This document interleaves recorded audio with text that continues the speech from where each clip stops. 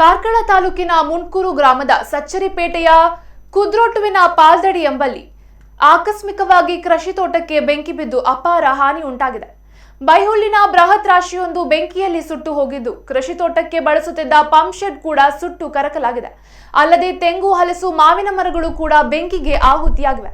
ಮೇಯಲು ಕಟ್ಟಿದ್ದ ಹಲವು ಜಾನುವಾರುಗಳನ್ನ ಕೂಡಲೇ ಸ್ಥಳೀಯರು ರಕ್ಷಿಸಿದ್ದಾರೆ. ಅಗ್ನಿಶಾಮಕ ದಳದವರ ನಿರ್ಲಕ್ಷ್ಯವೆಂಬ ಆರೋಪ ಕೂಡ ಕೇಳಿ ಬರುತ್ತಿದೆ.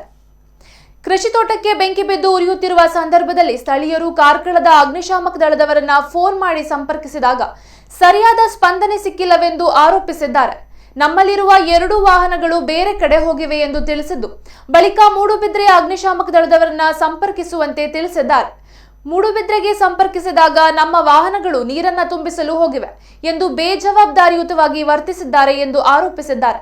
ಸುಮಾರು 2-3 ಎಕರೆಯಷ್ಟು ಜಮೀನಿಗೆ ಬೆಂಕಿ ಬಿದ್ದು ಸುಟ್ಟು ಹೋದರೂ ಅಗ್ನಿಶಾಮಕ ದಳದವರ ಸರಿಯಾದ ಸ್ಪಂದನೆಯೇ ಸಿಗದೆ ಸ್ಥಳೀಯರೇ ಸೇರಿ ಹರಸಾಹಸ ಪಟ್ಟು ಬೆಂಕಿ ನಂದಿಸಿದ್ದಾರೆ ಎನ್ನಲಾಗಿದೆ.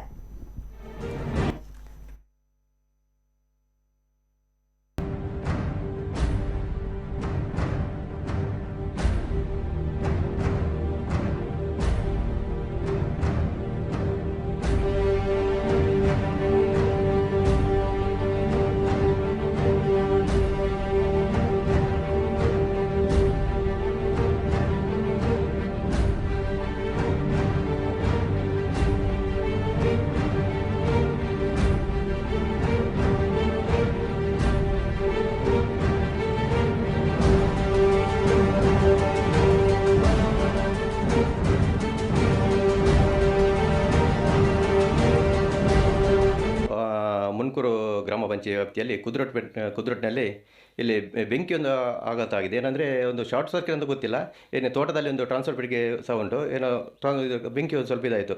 ಬೆಂಕಿ ಆದ ತಕ್ಷಣ ನಾವೆಲ್ಲ ತೋಟಕ್ಕೆ ಬಂದುವಾಗ ಬೆಂಕಿ ಏನು ಜ್ವಾಲಾಮುಖಿ ಜಾಸ್ತಿ ಆದ ಕಾರಣವಾಗಲೇ 101ಗೆ ಫೋನ್ ಮಾಡಿದ್ವಿ.